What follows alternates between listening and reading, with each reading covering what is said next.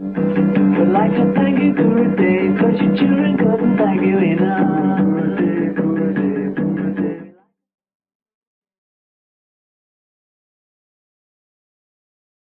We have a great lecturer this morning, a very successful meditator, CD, and entrepreneur. And I would like to make this little comment that at ITMA, we always try to teach people how to reconcile the universal with the particular. So we live in this polarity of individual realities with the knowledge that there is one universal reality that encompasses them all. And so everybody that I've met through ITMA shares this common objective of how to reach the universal without abandoning the life on this world, but to live in the world without being of the world. So understanding that there is something higher, and but continue with your everyday life, having a family, having children, for managing work, balancing your needs and your desires. So I think that today is going to be extremely interesting because we're going to have a lecture on very ancient traditions, Zoroastrianism, and how it relates to Vedanta and how it relates to for the more recent experiences of Kash in terms of his experience in transcendental meditation, and now how he has joined ITMA, the International Teachers of Meditation Association. Allow me to read a brief biographic introduction, and then I will hand over the floor to our guest. So, allora, Kash Fedaie, the name Kashayar comes from the ancient Persian name of Xerxes, son of Darius the Great. Those that love history know exactly what I'm talking about. Called Ashairos in the book of Esther. He was born in Iran and fled with his family in 1979. We all know what happened during the Iranian revolution at age 5. As refugees in Germany, 9-year-old Kash opened the Tanakh and saw Persian kings, Cyrus, Darius, Xerxes, woven through the sacred stories of the Jewish people. Intrigued, he traced them back to their Zoroastrian source, and entirely on his own began studying the Gathas and Zen Avesta. In 2008, in Orange County, California, he formally reclaimed his ancestral fame through the traditional Naviote reinitiation ceremony at the Zoroastrian Fire Temple. In 1998, in Tampa, Florida, he learned transcendental meditation. Within months, he experienced a gradation of samadhi. By 2000-2001, he had completed the advanced TM-CD program and graduated the CIC course from Maharishi University of Management in Fairfield, Iowa. The direct experience of the transcendental revealed striking parallels between the Vedic science of Maharishi and the mystical core of Zoroastrianism. Parallels that also echo Sufism, mystical Christianity, and Buddhism. Meanwhile, the boy who started mowing lawns at 13, first business, in Florida, built an entrepreneurial empire. Lawn care, souvenir shops, surf shops, produce stands, healing arts, real estate, automotive sales, and finally, in 2004, insurance. From a single office in Temecula, California, he grew Fedaie Insurance Services into a $12 million enterprise with locations in the Woodlands, Texas, Aliso Viejo, California, and Orlando, Florida. Today, he is franchising the model so other immigrants can achieve the American dream he lived.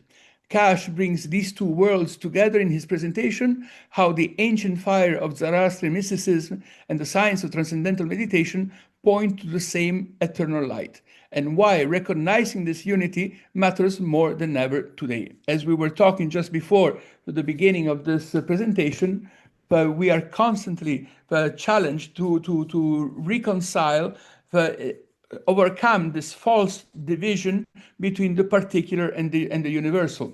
And today, especially in this world that is so absorbed in matter, so I would say nihilist, because nihilism is when you are so focused on the material outcome that you forget what lies inside the matter. It is a very useful science. So thank you very much for your contribution, Kash. The floor is yours. Wow, thank you so much, Carmelo. It's an honor and a privilege to be here this morning. For me, it's morning time. Welcome, everybody. I'm going to spend about 20 minutes, 30 minutes. I have some slides here. We're going to just illuminate ourselves a little bit today with some items that some of us have probably never known about. Maybe you've known about it vaguely. I'm going to share my screen now. And I appreciate that introduction, Carmelo, once again. Thank you so much. Thank you. Thank you. Yes, sir. So let's get started. Now, I do want to carve out some time at the end of our presentation whereby we can have some Q&A, okay? So let me go ahead and give you guys my full screen. All right, so two streams, one ocean, Zoroastrianism, and Advaita Vedanta. Advaita Vedanta is also known as non-dualism.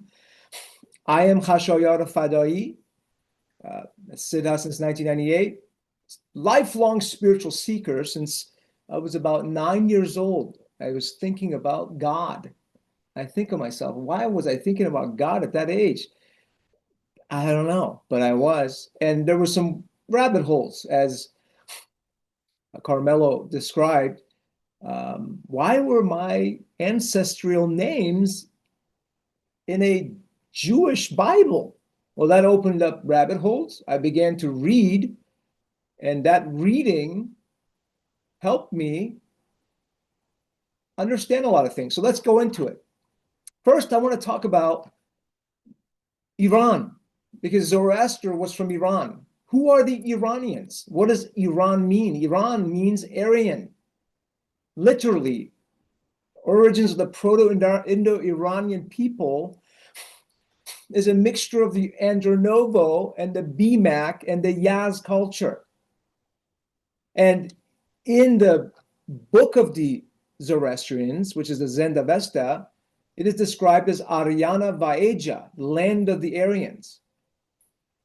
Now, this shared ancestry is akin to the Indo-Aryans and the Indo-Europeans. For example, in modern Persian, we say madar, mother, mutter. I think Mr. Hartman would understand. Father, pedar, and so on. So this used to be a controversial subject, but with modern genetical science, a lot of that is out of the window. We have evidence now on how these people groups migrated. Now, the Indo-Europeans have 12 branches. The Indo-Iranians is one of those 12 branches. So that's where historically we begin our journey today. Indo-Iranian, major branch of the Indo-European, one of 12. Sub-branches are Iranian and Indo-Aryan. Indo-Aryan would be the Indian. Iranian would be the Iranian. Old Avestan, this is important, is very close to Vedic Sanskrit. They're often called mirror languages. That is true. And that's sometimes a surprise for people. You mean to tell me that Iranians, their ancient tongue was close to Vedic Sanskrit? Yes. In fact, scholars who study Sanskrit use Avestan extensively.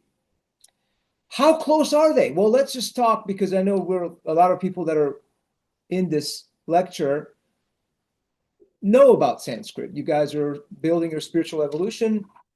You may have heard of the word yajna in Sanskrit, yasna in Avestan.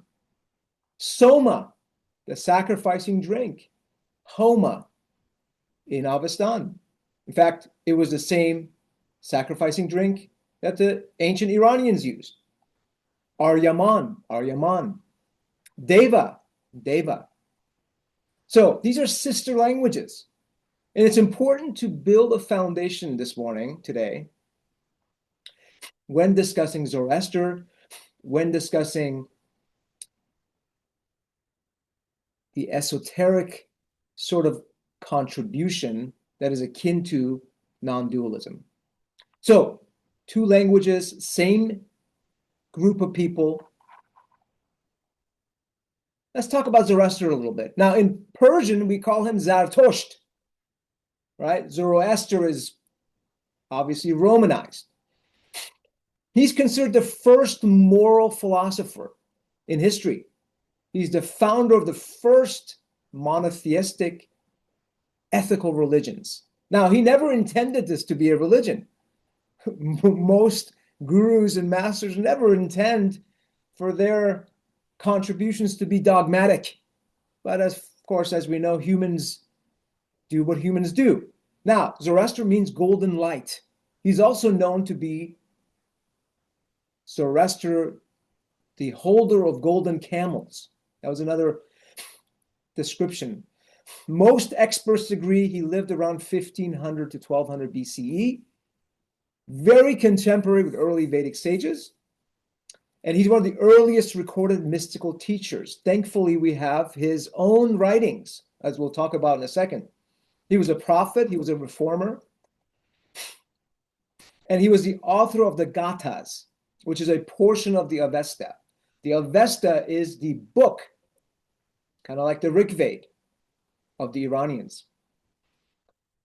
And what's interesting, I want to stop here and say, he also introduced a very powerful concept, never ever introduced to humanity, which is the resurrection of the body and the coming savior.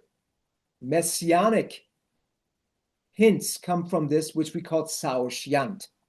Now, there is an exoteric understanding of Saoshyant, but there's an esoteric. And the esoteric is what we're going to be discussing today. Zoroaster also existed before the Greeks came to their heyday, before the Romans and the Greeks. Zoroaster is likely to have also influenced some of the great Greek philosophers. Early Greeks viewed Zoroaster as an ancient master of wisdom. Now, some of us understand that the Magi's, the three wise men, these were Zoroastrian priests. The word, in fact, magic in English comes from the word magi. These individuals were pretty highly conscious, and they were masters. They were esoteric masters. Pythagoras and others were said to study Persian mystical teachings. Themes of Asha. Asha is something we're going to talk about today. Means cosmic order. In our language, it's the transcendent, parallel to the Greek concept of logos. Persian ideas influenced Greek views of the soul's ascent and cosmic harmony. And Zoroastrian duality and unity resonate with early Platonism. When did this fella, Zarathustra, Spitama is his family heritage, live before? Well, let's just kind of understand in the framework of understanding. He lived before Moses, Moshe, Isaiah, Jeremiah, Ezekiel, the prophet Daniel. By the way, Daniel was extensively in the Persian Empire in the time of Cyrus. Yeshua HaMashiach, before Eastern traditions, Buddha, Confucius, Mahavira, Lao Tzu, and Guru Nanak of the Sikh tradition. So he came a long time ago. He was like the first motivational speaker ever. Before Tony Robbins. Now the Gathas. What are the Gathas? Well, again, Avestan, Sanskrit are sister languages. So the Hindus say Gita, we say Gatha. Phonetic differences. The oldest Indo-Iranian wisdom songs. The Gathas mean songs. They're attributed to Zoroaster's own writings. Now, later books came and they were not attributed to Zoroaster's own writings, but the Gathas were. Now, the oldest Avestan, which is in the Gathas, is extremely close to Rig Vedic Sanskrit in linguistic structure. The strong linguistic parallels are one of the primary reasons most scholars date Zoroaster, Zarathustra, to the same period as the composition of the Rig Veda, around 1500 to 1000 BCE. It's fascinating. When I learned this as a kid, couldn't believe it, because most people don't really put Iranians to this sort of realm, right? Most people, and unscholarly, that's just a layman, might think, oh, Iranians, they're just like Iraqis, they're like Arabs, they're like Turks. No, it turns out we are absolutely not that at all. Not that there's anything wrong with those other cultures, they're all beautiful, but we are closest more to this tradition. So let's keep going. Now, I want to now pivot into language, because we're going to get into why Zoroaster's teaching or contribution is embedded in the language of the people. Now, most languages, like we say God in English, which is Proto-Germanic, English is Proto-Germanic, and the way that culture, when we say God, we mean that which is invoked, the etymology. In Chinese, God is described as the highest deity, the great one, the spirit. In Spanish, Dios, it means sky or heaven. In Hebrew, El, which is akin to Allah, these are Semitic people from Shem, El means strength, power. In Russian, we have Bog, which interestingly, Russians are part of the Indo-Europeans, and Bog comes from the Iranian word to distribute, a dispenser of fortune. In Korean, we have the sky. Now, how a people group term the word God has a lot to do with where they are in their relationship. As you can see in this sort of diagram, God seems to be outside of them, something that is out there. But in the Persian and in the Indo-Aryan, Indo-Iranian tradition, even in modern Persian, we say khod. Khod means self, and khoda means God. So embedded in our own language, we already have this idea that God is within. Khoda, Lord, Master Self, akin to Atman, eternal soul, self. Both cultures equated God with an inner consciousness, not something outside, which is very poignant in our discussion when discussing these traditions, which are uniquely set apart from every other tradition, as we can see in the languages. Now, Zarathustra, his contribution was more nuanced. He said that this Khoda is Ahura Mazda. Ahura, Lord, in Sanskrit, Asura, in Avestan, Ahura, phonetics, Mazda, wisdom. Well, what is this Khoda? He emphasized Khoda is wisdom. Mazda is pure consciousness. It's infinite knowing. Whew, I have goosebumps. In the Indian tradition, Atma, Brahman, pure consciousness. This is so beautiful that these folks went deeper into this to realize what is the nature of this Khoda. And it turns out Ahura Mazda is pure consciousness.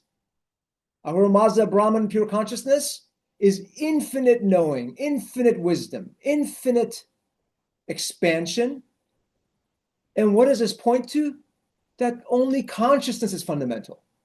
Now, Carmelo was talking about this idea earlier in the introduction. And modern physics today points to the same truth that the ancient sages pointed to. When we probe into matter, we don't find matter at the bottom of matter.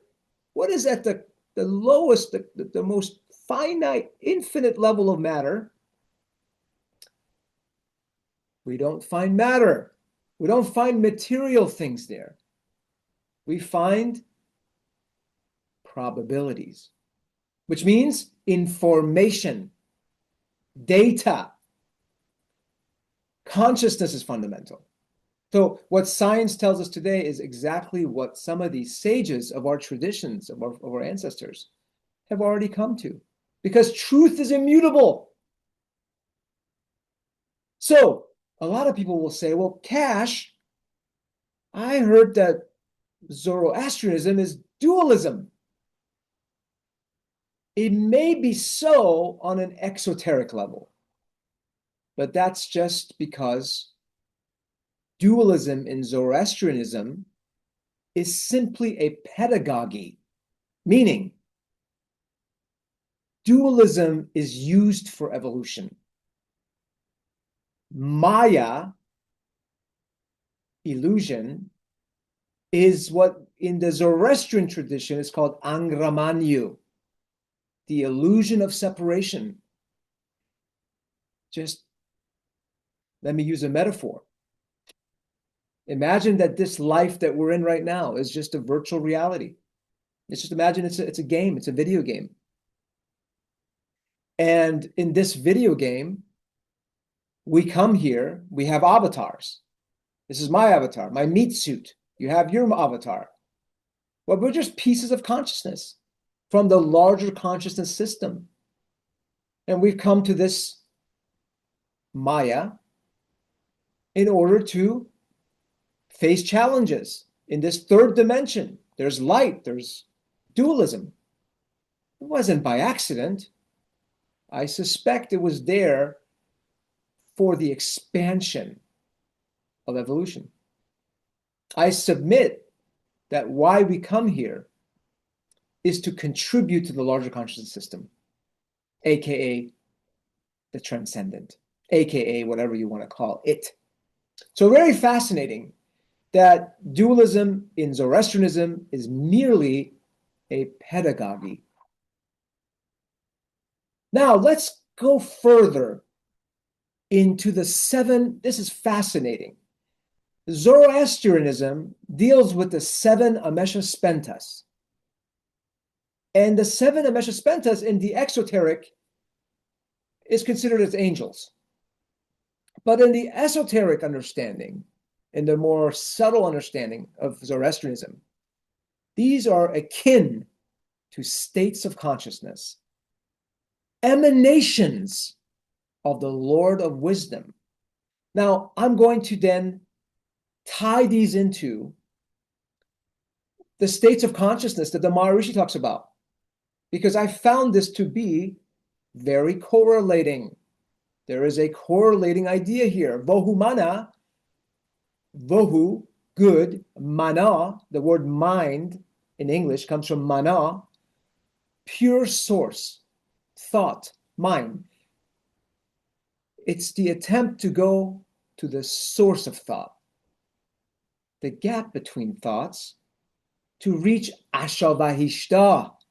Ashavahishta is Turiya, cosmic order, natural law, transcendental consciousness, the fourth consciousness, the fourth level of consciousness that we dive into every day and stabilize. It becomes our default mode eventually. When it becomes our default mode, Kshatravarya. Now, my name Khashayar comes from Kshatravarya. This is cosmic consciousness. In the Zoroastrian tradition, this is desirable dominion. This is the stabilized TC, transcendental consciousness, when we're able to, in the waking state, experience waves of subtle bliss. Even in the dream state, we dream and we're in that experience. Beautiful, very beautiful. Now, Spenta Armaiti is a more refined state of this TC. Here we enter into a more stabilized devotional aspect. This is where the heart chakra, by the way, chakra, Sanskrit, wheel, in ancient Iranian, even in modern Persian, charkha, chakra. This is the heart opening up. We call that beneficent devotion. You're in love. You want to help. You want to spread goodness. Now we go into Haurvatat. Haurvatat is wholeness, the embodiment of health, and unity is emerging now. It's at the door. This is a more refined, until we reached Amritat. Amritat, again, another Sanskrit Avestan, synonymous word, is immortality. This person now has broken, has awakened, seized from separation. Some call it Kundalini, Shakti, God consciousness.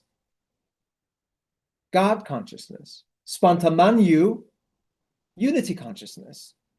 Spantamanyu is the bounteous spirit, growth, expansion, unity. And then Ahura Mazda, Brahman consciousness, ultimate reality, supreme, transcendent. These are the Amesha Spentas, okay? These are the Amesha Spentas. Very beautiful, very beautiful. The correlation is just fascinating, just fascinating.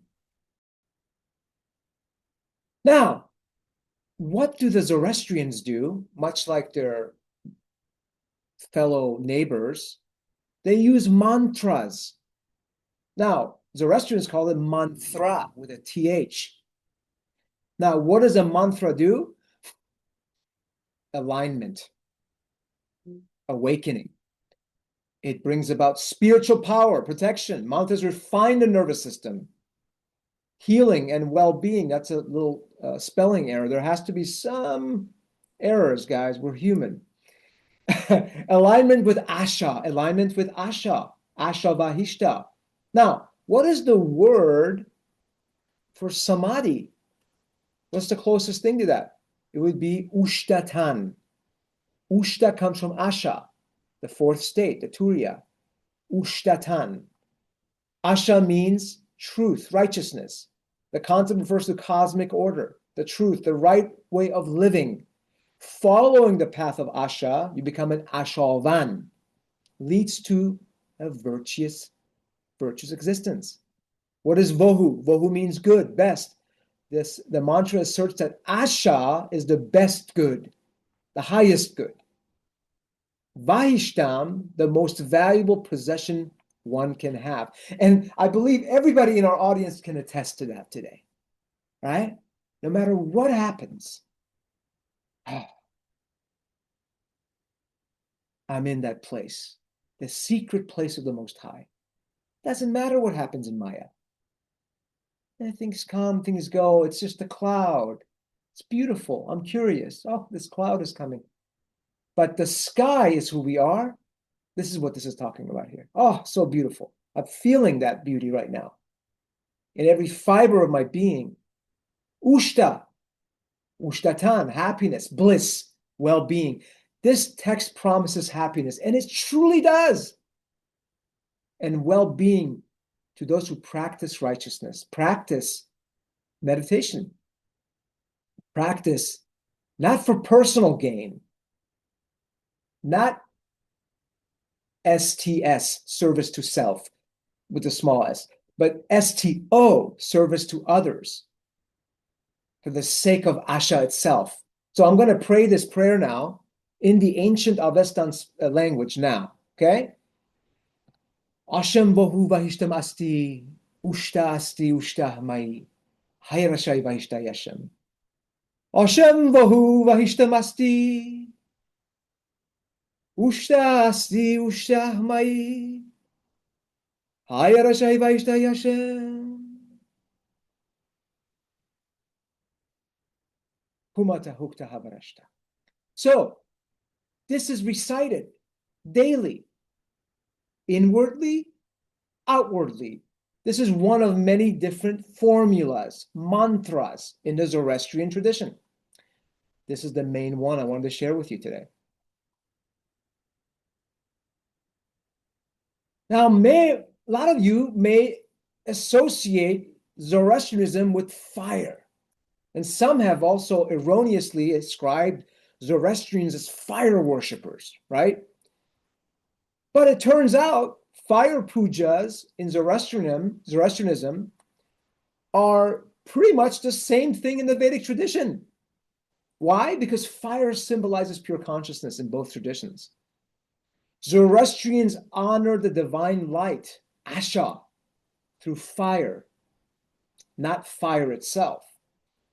Some of the Avestan fire rituals are Afrigan, Atash Yesh, parallel the Vedic Homa Agnihotra. Fire purifies, illuminates, it amplifies mantra vibration, especially when Zoroastrians meditate, they always do it in front of a fire. Fire represents Ashavahishta, that second emanation of Ahura Mazda, cosmic order, the transcendent, Turiya. Agni, cosmic intelligence. Outer fire mirrors the inner flame of awareness. Now, there are fire temples in Iran that are said to be still burning since thousands of years to this day.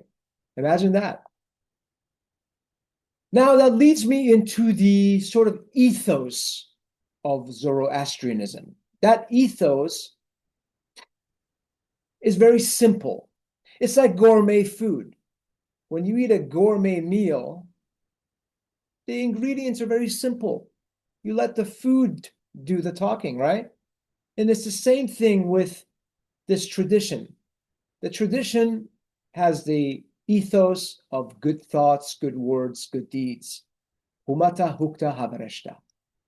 Again, how poignant that Zarathustra points to thought as the most important of the series. And that's so similar to the yogic philosophy of niyamas, the purifying of the mind. Humata, hukta, satya, truthfulness, honesty, good words. Huvreshta, yamas, karma yoga, selflessness. In transcendental meditation, behavior from established being. How beautiful that these traditions all interconnect. Now, I speak of this from direct experience, of course. Now, in Iran, Humata Hukta Havreshta is popular. Even in the current regime that has sought to destroy Persian heritage, but the Iranians have they will never give up on their heritage. Even in modern Iran today, this symbol right here is everywhere because the Iranians have gone through many different things, but they've never let go of their culture and their language. If you look at Assyria today, there is no Assyria. They're part of Iran, Iraq. It was an ancient civilization. If you look at Babylon, Babylon is part of Iraq now, right? They speak Arabic. Even in Egypt, what happened to the Egyptians? They are pretty much speaking Arabic, right?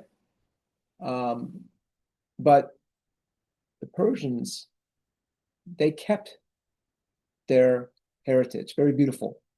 Now, moving on here, we're at 28 minutes. Some of the Vedantic masters on Zoroastrianism. I wanted to share this slide because I wasn't the first one to make this correlation. One of the ancient famous Swami Vivekananda, Brahman, and Ahura Mazda are names of the same reality, ultimate reality. Vivekananda grouped Hinduism and Zoroastrianism as ancient sister religions.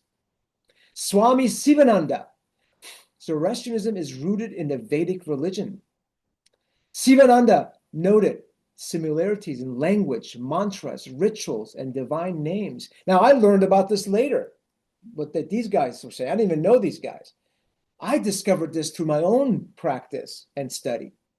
But here they are validating. Modern Vedic scholars affirm shared Indo-Aryan origins of both traditions. How beautiful that is. Now, it's no wonder that when the Arabs invaded Iran, that, of course, many assimilated into Islam, but they changed Islam, which is what Iranians do. They stayed in their land, but they approached Islam with their own version, non-Sunni.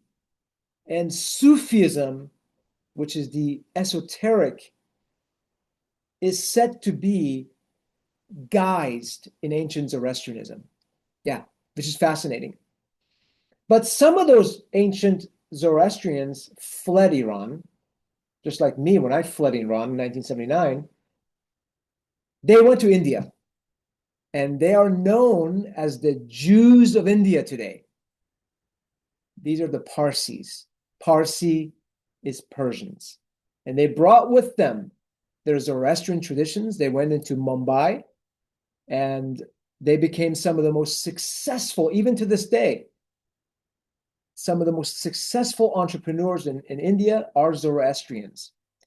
Tata Group, look him up, okay? Amazing guy. God bless him. He just passed away not too long ago. All right. Conclusion. Two ancient systems, one pure consciousness. Consciousness is fundamental. Journey and destination are all the same. Vivekananda said that the Zoroastrian religion will never die. This timeless wisdom echoes the resilience, wisdom, and spiritual depth of our ancient faith. The fire of Zoroastrianism, lit thousands of years ago, still burns brightly in every Parsi heart, guiding us with truth, purity, and righteousness. So, we are done. We're at 31 minutes, everybody. I really appreciate your participation now as we sequence into some Q&A. Thank you very much, Kash. Thank you. This You was are welcome. amazing. A My pleasure. beautiful roller coaster in 2,500, 3,000 years of history. Mhm. Indeed, indeed, indeed. That's a fascinating thing. A lot of people don't know about it. And, I came into this. I've given lectures on this in museums, and I've fascinated a lot of people over time. But, fate would have it that I became a meditator. Mm. And I was able to experience this directly, not just something I read. It's one thing to read stuff and regurgitate, but it's another thing to have experiential knowledge of this and then be able to superimpose on the framework of my heritage. Another curious analogy between Vedanta, in particular Tibetan Buddhism, and Zoroastrianism is that I know that there is a very famous burial ground in Mumbai, a Parsi burial ground, where they cut the bodies of the defunct and they feed it to the vultures. And this is That's right. That's right. a common practice also for Rinpoches and teachers in Tibetan Buddhism. So we have a 100%. lot of analogies. 100%. In fact, there are sources that talk about how Zoroastrianism, which came before Buddhism, there was a fusion there as well. There was some similarities in the understanding, because of course we know that there are ancient Buddhist temples in Afghanistan, and Afghanistan was part of Iran. So some of the oldest Buddhist traditions, which of course they were destroyed by, some people, but these were also where the Iranians and Buddhists, which were Indians, also came together on the shared philosophy. Now, I want to say something before we have questions is, well, Kash, what evidence do we have? Well, I want to share something with you. What evidence do we have that Zoroaster's teaching was in fact benevolent? I can provide really good evidence. It wasn't an accident, gentlemen and ladies, if you're here, that this ideology of Zarathustra, this influence of Zarathustra, affected Kurosha Kabir, Cyrus the Great, in 500-ish BCE. Cyrus, Kurosh, rises up. He unites and yokes the Medians, the Elamites, and the Persians into one unified campaign, empire. He goes and sacks Nebuchadnezzar, the Babylonians. He just takes them over. What does he do? He sees that the Jewish people are enslaved and many other people are enslaved.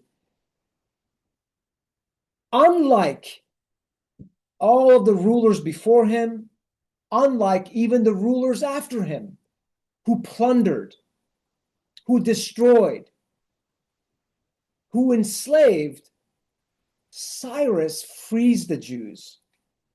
This is spoken about not only in secular through Xenophon and Herodotus, but also the Jewish people call Kurosh in the Tanakh the Mashiach, the Messiah. In fact, it's the only place in the Tanakh that these Jewish people call a foreigner, a Zoroastrian, a Messiah. He lets them go to Yerushalayim to rebuild the tabernacle. He orders Egyptian engineers to help, and he provides the gold. This couldn't have been unless there was a philosopher, a reformer, a guru, Zoroaster, who influenced not only Kurosh, who then wrote the Magna Carta, which is the Cyrus cylinder that's sitting in London right now, that gives humanity the Declarations of Independence. Cyrus was so effective in this time, in the 500-ish BCE, that the American presidents, the forefathers of America, Thomas Jefferson, as a prerequisite to becoming president of the United States, they had to read a book called the Cyropedia, The Ways of Cyrus. This is the evidence of consciousness as being fundamental, not materialism fundamental, consciousness fundamental. Darius comes after him, Dariush. He claims to be an Aryan of Aryan seed, a Zoroastrian in the ancient relief forms. Chashayar Shah comes after that. That's Ashurvarosh in the book of Ezra. And this is the evidence of what Zoroaster's teaching tangibly gave to the world.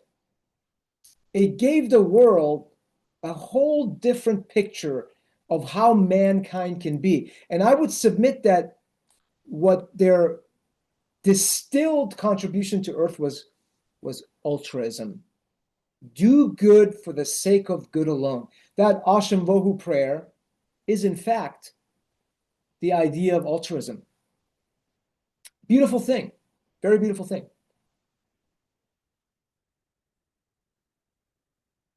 So, gentlemen, any questions so far? So, Kash, let me see if we have any questions from the audience. I think that me and you for sure we can go on for hours talking about history.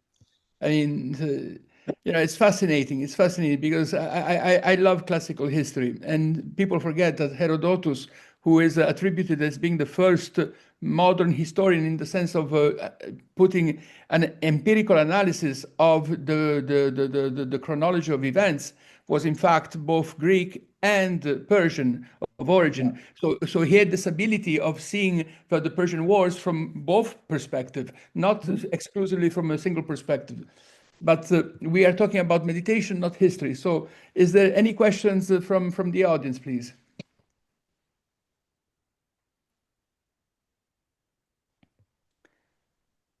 Avner, you're muted. I can make a comment, not really a question, but it's very nice to think that that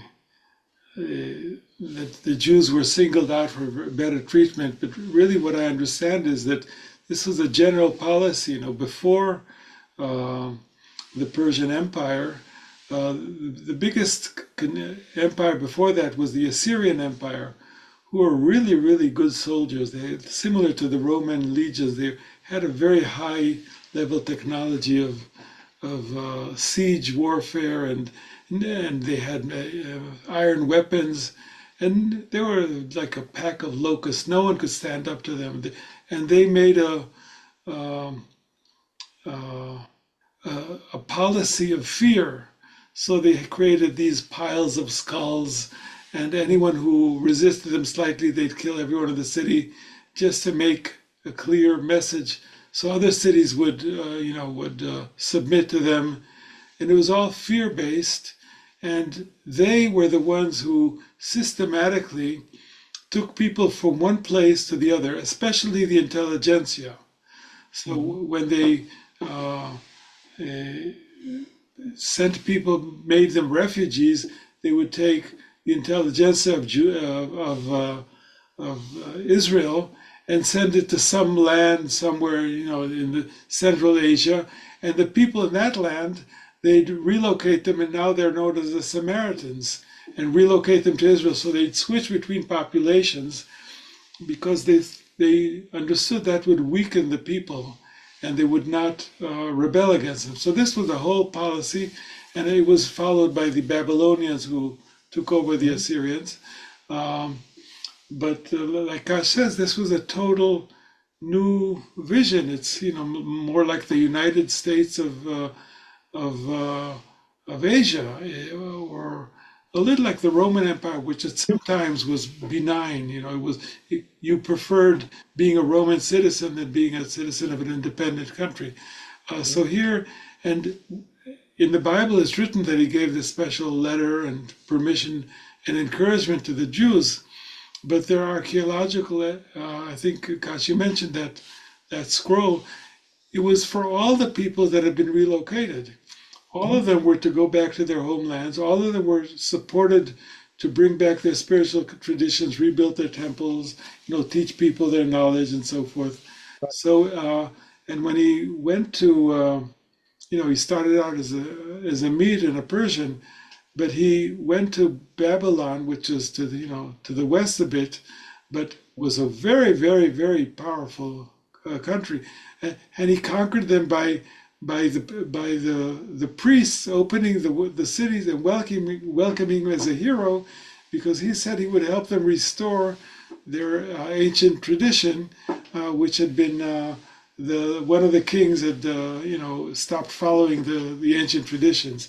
So there was no fight when he went into the huge city of Babylon. No. So Which is this part is what I call, and we tie it into Carmelo, how we tie it to meditation. This was support of nature. Yeah. He literally, Avnar said this, when the Medo-Persians came into Babylon, it wasn't a fight. They walked right in and took over. Really. It was do less, accomplish more. Now, what is do less? Do less is Asha, the transcendent. That was natural law. Then it wasn't fear-based. They had enough truth to realize, hey, what do we need to enslave people for? Assyrians were skinning people, literally, torturing people. I said, what are you kidding? Let these people thrive. Let them worship their own gods. Let them keep their own languages. Just make sure that we get the revenue, cash flow. We got to have cash flow. If they want protection, we need cash flow. These were master managers. And what they said is, okay, we're going to set satrapies. We're going to put general managers in different regions. They're going to manage, make sure that the tax revenue comes, and then we can build roads. And they built the most magnificent road. The Silk Route was completely leveled up from the Persians. The word shekel in Jewish tradition comes from shekle. We say in Persian shekle, shekle tobebin means face. It was the face of Darius. That was what shekel, the word shekel comes from that. That was the coins of Darius, King Darius. Okay? Let's not forget the Babylonian Talmud was written entirely in the Sasanian Iranian era. It should actually be called the Iranian Talmud or the Sasanian Talmud because, of course, Babylon was part of Iran at that time. Now, one last note. As powerful as the Romans were, this is fascinating. The Romans could never defeat Persia. Never. In fact, they were back and forth so many times. And unfortunately, it was a stupid war. It shouldn't have happened. No war should happen because it weakened the Persians and the Romans. And guess what happened? Persia had to hire mercenaries. Those mercenaries later understood the intel and the reconnaissance, and they were the Arabs who then came, took Ardashir Great out, and that was the end of it. You see? But very fascinating that these two countries warred, Persia, Rome, couldn't beat each other. It was stalemate. But back to meditation, it was on the level of pure consciousness that this love-based approach was brought into the earth sphere. And it caused so much benevolence and success. So what can we do today? We can learn from this in our own practice and approach life from this established place of the silence that we every day dive into. Thank you, Kash. I see David has a question. Yes, I'd like to ask whether in Zoroastrianism there is an initiation into the knowledge that is a teaching an instruction that is part of what a person is supposed to experience in order to live a full life. Yes, there is a tradition. It's a puja ceremony that is specific to the Zoroastrian tradition. And it's the recitation of many mantras, which they call formulas. And this event happens at a human's life whenever they're ready. But if Zoroastrian is born in a Zoroastrian family, this ceremony happens in their teenage years, early teenage years. But for somebody who is coming into the faith, Zoroastrianism was never supposed to be a religion. It became a religion over time through dogma. We can see that happening even in our own movement.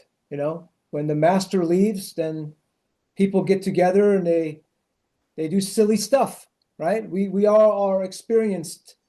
We've experienced this in our own TMO. Is there a form of meditation that is taught? Yes, there's several forms of meditation. One has to do with the focusing on a flame.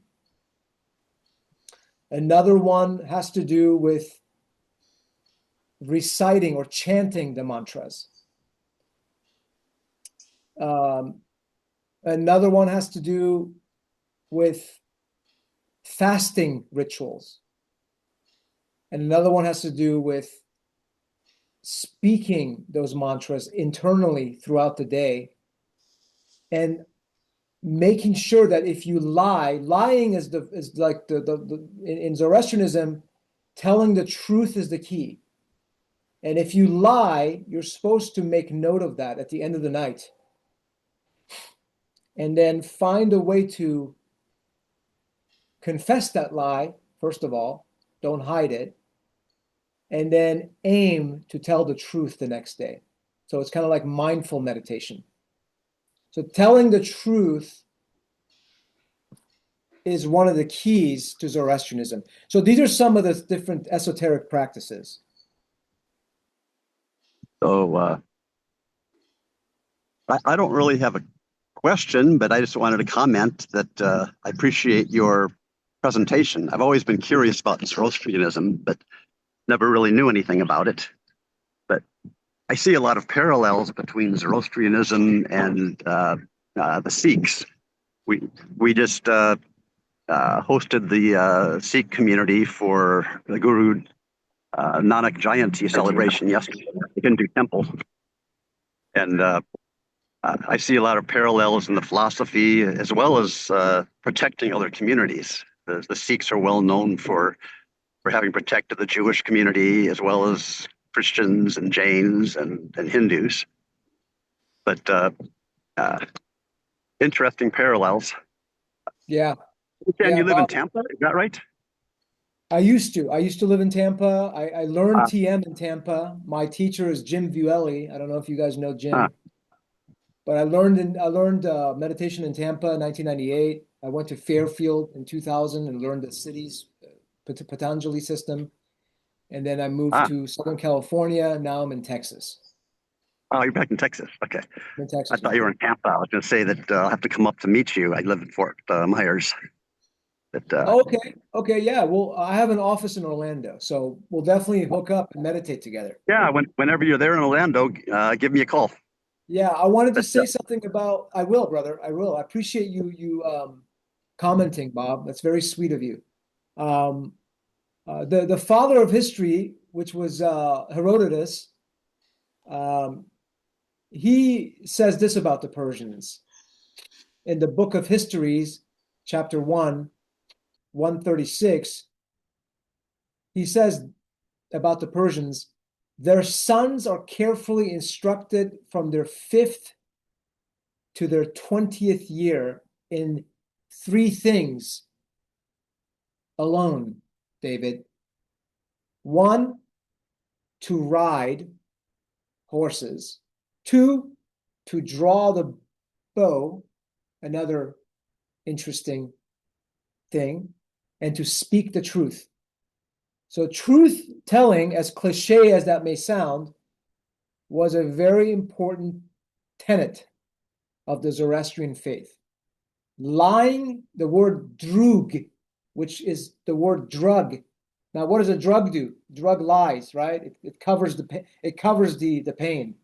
The word drug is druj, which is the demon of lie. So Zoroastrians are always careful not to lie, because lying is the devil. The devil is a liar. And the devil is a liar, and that prevents destabilization of pure consciousness. So telling the truth is aligning with Asha. Asha can also be akin to the Tao. Okay? Same thing. But yeah, Bob, it's all the same on a more esoteric level. It's all the same. The truth is immutable. It's just that the Maharishi and the Gurudev, they brought us a technology. God bless that. God bless that. For a direct experience. That's all. We have a direct path to the transcendent. And once we get into that transcendent more and more and marinate in it, the support of natural law comes. And we become lighter and we remove our fear. No more fear, less fear, less fear, more love, enlightenment. It's that simple. But yes, Guru Nanak, the Sikhs, oh my gosh, they use a beautiful fusion of Hinduism, Zoroastrianism, Buddhism, their own contribution, of course, and it's a wonderful tradition. I love the Sikhs. Very good business people too.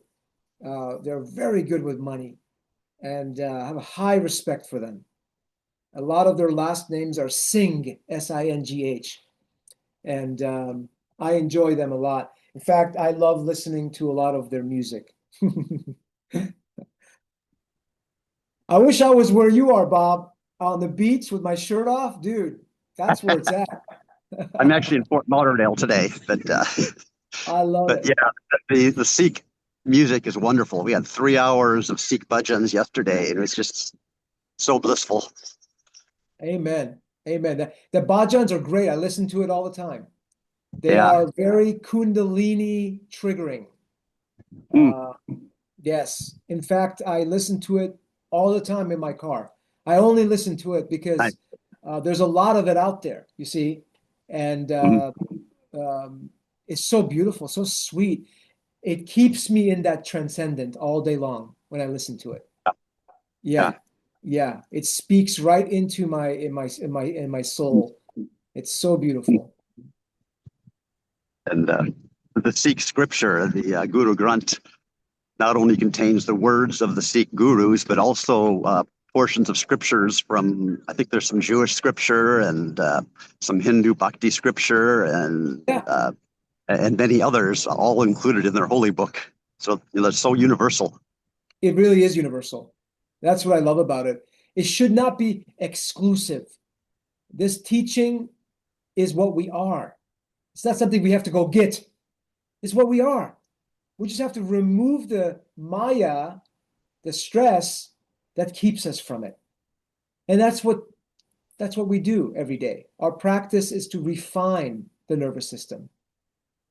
Is that there's a physiological correspondence to enlightenment in how we eat, in what we listen to, in how we speak, who we associate with. These are all important. Our health is wealth, as it were. Kash, thank you very much. Thank you, Bob. Thank you, David.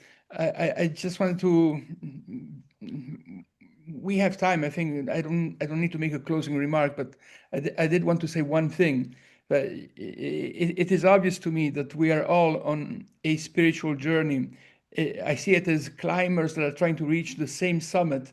And of course, we all see the mountain from different sides. But at the end of the day, the peak that we want to reach is always the same. It is this unity with the universal consciousness.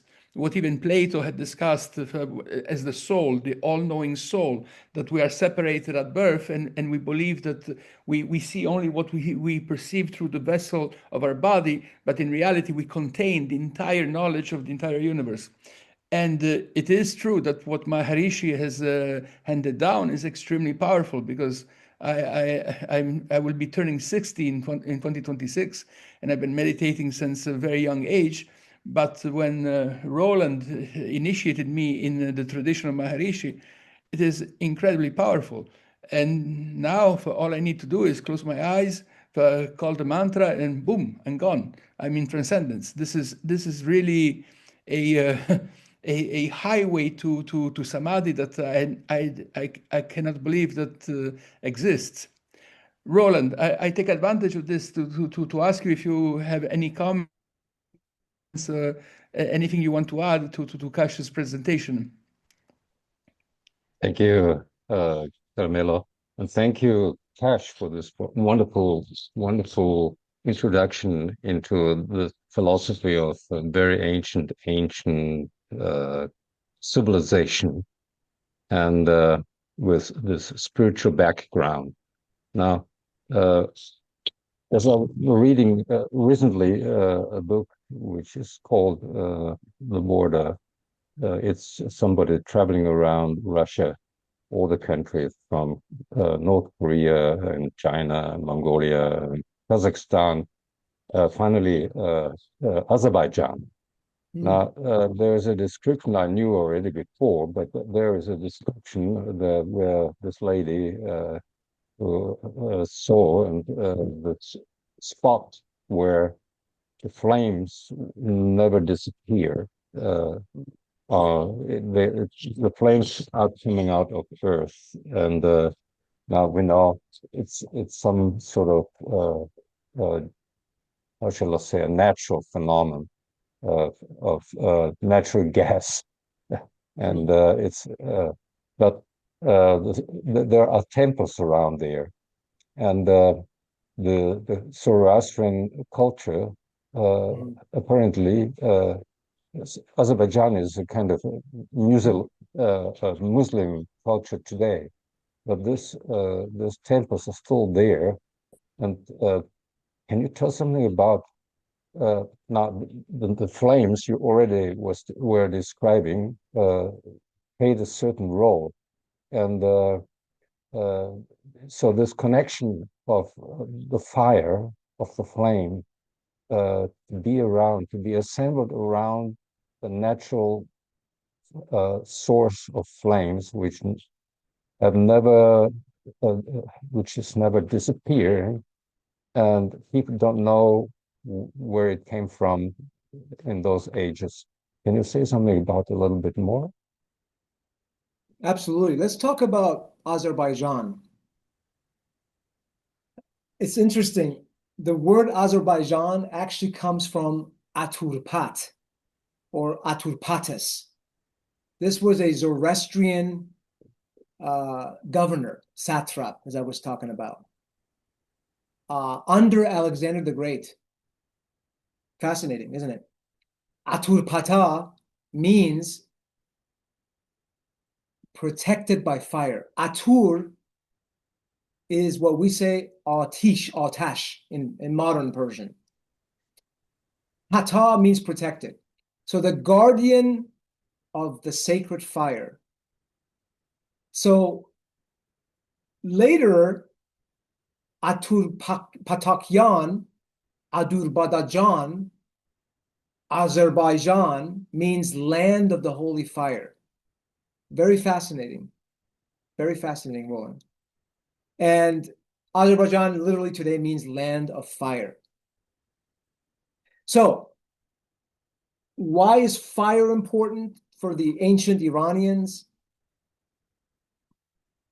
The fire in the esoteric understanding of Zoroastrianism means that it's an outer symbol of the inner reality. By tending to the fire, it's actually an esoteric practice. By tending to the fire, you're tending to Atma. Because in the world of dualism, we are distracted by temptation. How do we stay in the transcendent? How do we stabilize Turiya, Ashalbahishta? By tending to the fire. So the outer practice of keeping the fire on, it requires effort. It requires that we are astute. Translated, that we continue our practice consistently. Our morning programs, our evening programs. I do micro dips every day. I do an hour program in the morning, for example, and then throughout the day, I do what I call a micro dip. Before any transaction,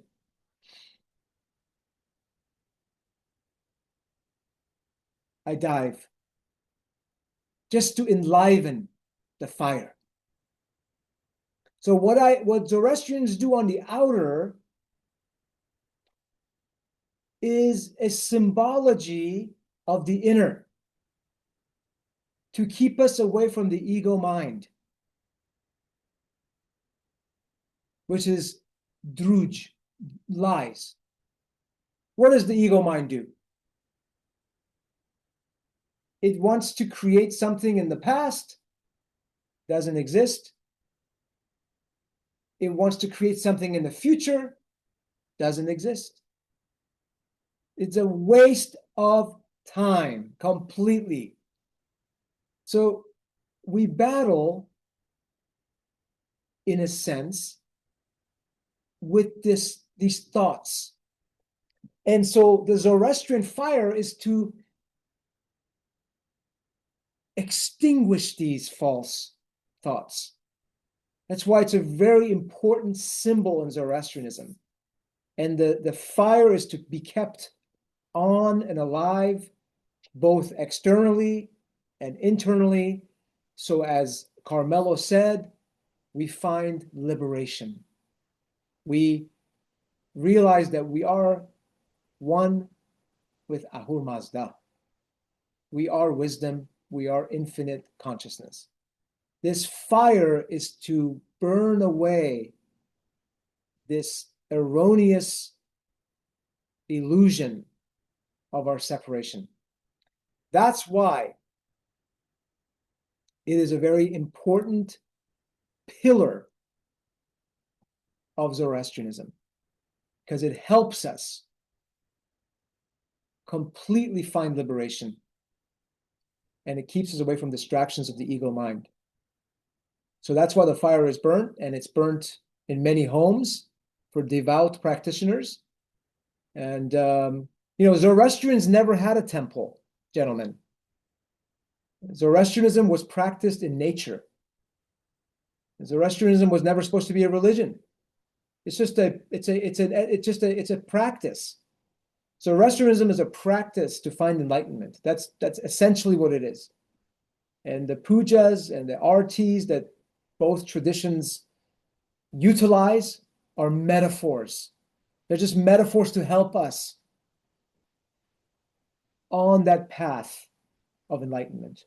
So that's the real sort of distilled answer, Roland, of why the fire is important. I hope that helps. Thank you, Kash. Thank you, Roland. Thank you, Kash. Thank you very much. That's I was just going to say about the fire. That's interesting. In Hinduism, we keep the diya, the oil lamp, burning all the time in the temple. Yes. And that's also the fire, the light of consciousness. Yes. And when people have finished taking darshan of the deities, they go up to the lamp and wave their hand over it and bring it to the forehead as a way of breaking the light of consciousness to ourselves. So that fire, yes, it's a very powerful symbol.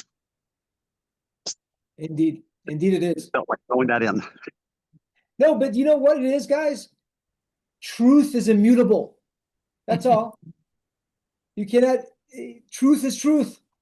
We all kind of come to this place together. Once we dive into that place, we realize, oh, this makes sense. This is the way it is. And that's why we find these similarities. And, other human beings in different places of the world, when they earnestly cultivate consciousness, it stands to reckon that, yes, there are interconnectedness in most of these traditions. It's really the same thing.